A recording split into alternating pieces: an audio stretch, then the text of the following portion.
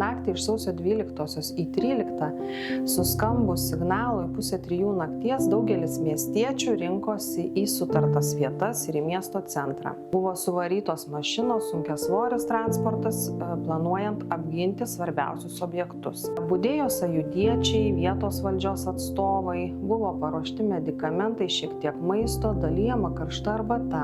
Žmonės išsiskirstė tik ryte, kai situacija atrodė ramesnė. Vis tik susitelkimas išliko, nes jau po šventų mišių sausio 13 miesto centre susirinko į mitingą žmonės, apie 4000 gyventojų. Čia buvo pasmerkti kruvini įvykiai Vilniuje ir išreikštas noras vis tiek tapti laisviems. Vyriausybė, vykdysime Lietuvos įstatymus. Mes teisūs, mes kartu, mes nugalėsime. Ar pritarėte, kad būtų šios telegramos išsiųstos nurodytais adresais?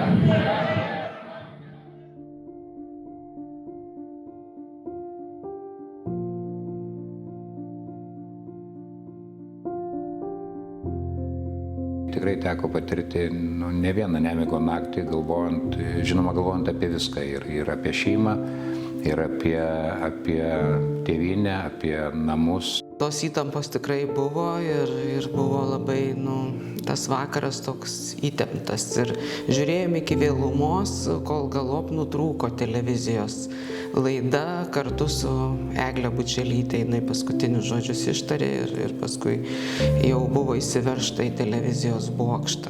Sėdėjome mes su pusbroliais, pusseserėmis, tėvai buvo labai sunerimi ir mes nesupratome, kas iš tikrųjų vyksta. Ir įjungė LRT televiziją, tuo metu tai aišku ne LRT vadinosi, bet ir prisimenu tą tokį vaizdą Eglę Bučelytę sėdinčią ekrane ir studijoje ir kalbančią, ką dabar mes matome ir archyviniuose kadruose, ar ne, būtent kaip Eglė kalba telefonu, sako apie tai, kad į studiją veržėsi sovietų kariai. Buvom tėvelių namuose, nes iš tikrųjų buvo visai nesenai gimusi dukrytė. Tai prisimenu tos įvykius, iš tikrųjų tada atrodė labai grėsmingai viskas. Turbūt ne vienam lietuviui yra įstrigęs tas pats vaizdas, tas paskutinis pokalbis Loretos Asanavičiūtės ligoniniai, kurie ten ramina, kad viskas bus gerai ir turbūt tikrai gerai žinom tą pabaigą ir jų tą pasiaukojimą.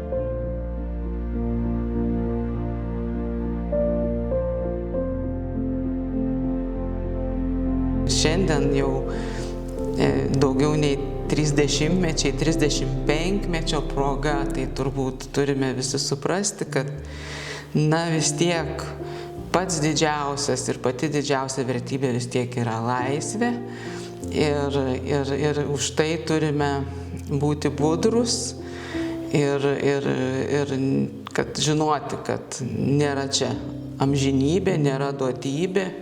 Visada turim būti pasiruošę reikalui esant ir kovoti. Aš taip mintyse tada dar vaikas taip pagalvoju ir iki šiol visą laiką galvoju, kodėl mes kalbam apie laisvės kovotojus tik tai sausio 13. Aš manau, kad jų vis tiek pati mirtis, žūtis nebuvo be reikalo ir galim kalbėti ir Liepos 13, ir rugsėjo 13, ir rugsėjo 1 ir tas jų tų žuvusiųjų atminimas turi keliauti per visą mūsų nepriklausomybės istoriją ir darbą Lietuvai. Tai yra ir didžiulis mums įpareigojimas, ar ne, kad mes tą laisvę turim ne tik džiaugtis, bet turim atminti ją, branginti ir saugoti taip, kaip šiandien galim. Dabar mes gyvename laisvoje, demokratinėje šalyje, mes gyvename ES sudėtyje, mes gyvename NATO šalių sudėtyje ir mes esame stiprus, saugus, laisvi, nepriklausomi ir aš labai noriu, kad mes tokie ir toliau išliktume. Ir labai svarbu, ypač tiem žmonėm, kurie tai matė, kurie dalyvavo, kalbėti jauniem žmonėm apie tai pasakoti, nes turbūt ir šiandien turim suprasti, kad, kaip dažnai sakoma, laisvė nėra duotybė.